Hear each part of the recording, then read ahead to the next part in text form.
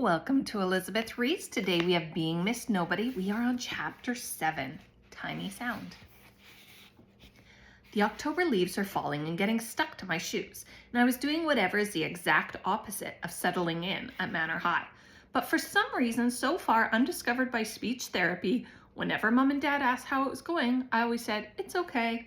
What I really wanted to do was beg them to let me be homeschooled by Brain and also never make me leave the house ever again. But when your little brother's really sick and your mom keeps saying she needs something from her bedroom, but you can tell she's about to cry, and Dad's doing a massive clean every night when he gets back from work, and they are both being weirdly quiet, there never seems to be a good time to bring up the fact that actually things at school are definitely the exact opposite of okay, and that your words are more trapped than ever, and that Dr. Peak Not Peak's brilliant plan of me talking normally and making some friends at Manor High had sort of massively backfired.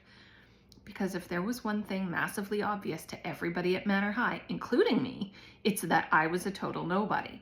And being a nobody at Manor High means you're basically part of the school subspecies. So it's against the rule for anyone to be friends with you. Not the normal rules, I'm talking about the unwritten rules, which it turns out are way more important than any rules the teachers put up on the walls or talk about in assembly.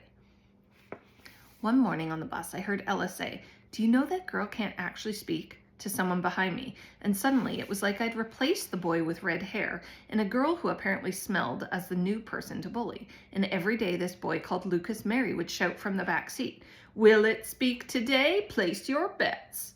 And each time he did it, I would sit there watching the familiar streets go by, wishing for an actual miracle to happen so I could get my voice to come out instead of trembling silently in my head. Later that week in Maths, Mr. Pearson was running late, and I was sitting there totally scared with my words all in a massive muddle because I knew Connor was going to say something to me. He'd been pushing my stuff off my desk at every opportunity since the pretend earthquake. He brushed past my desk, knocking my pencil case onto the floor, and then said, "Sorry, weirdo," and Vinny laughed. Then Maisie said, "She's like one of those dolls they have in shop windows. What are they called?" And someone else said, "She's a dummy."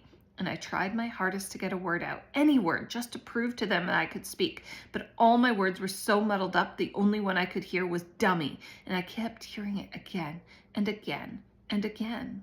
Mr. Pearson must have come in then because he said, "What's going on over there? Get to your seats, please." And Connor said, "Sorry, sir, I was just picking up her pencil case for her." Mr. Pearson said, "How chivalrous of you, Connor. Now I wonder if you can apply that heroic attitude to these equations." And he started writing 6b equals something on the board, but I couldn't read it properly because my eyes were blurry with tears. I could see a few faces across the room looking in my direction, so I put my head down and a tear blobbed onto my exercise book. I stared at it slowly soaking into the paper, thinking about Maisie and Lucas and Connor, and then another thought came into my head. It was really quiet at first, but then so loud it was practically pounding out of my ears. I've got to find a way to speak. In therapy, Octavia gave me a big smile as she walked me to her room. Once the door was closed, I said hi and tried my best not to look down at my shoes when I said it. She said, "Hi, Rosalind," and smiled at me even bigger. "I'm not going to ask you to say any words today, but I'm going to show you some breathing and vocal exercises. And if you can join in, then do. If not, don't worry. You can practice them at home." And I don't exactly know how it happened, but it was like my brain put her messy room full of books into some kind of place that is safe to speak category.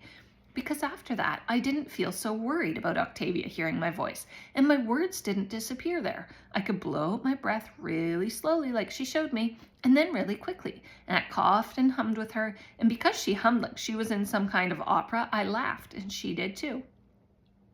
And that's when I told her I hadn't spoken at all at Manor High in all the weeks I'd been there.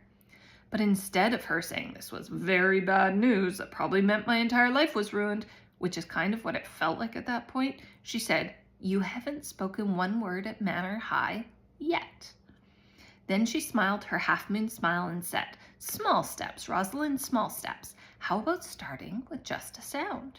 So the next day at break time, I went straight to the library and hid myself among the tall shelves of books by the back wall and breathed a long breath out slowly, then quickly. I double-checked no one was around and then let out a tiny cough. And my smile went almost as big as Octavia's. The next day at lunchtime, I went back to the library and did the same thing.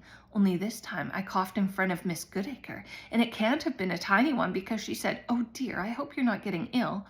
And William's hand popped out from behind the Guinness World Records book, holding a cough sweet. That weekend, Seb was feeling a bit better. The sickness had stopped, but he still wasn't allowed outside, so I sat with him doing some calligraphy while he played on his Xbox. I told him Octavia had set me a target of speaking to the librarian next week. He said I should treat it like a secret mission. Just pretend you're a superhero like Batgirl and the library lady is the target.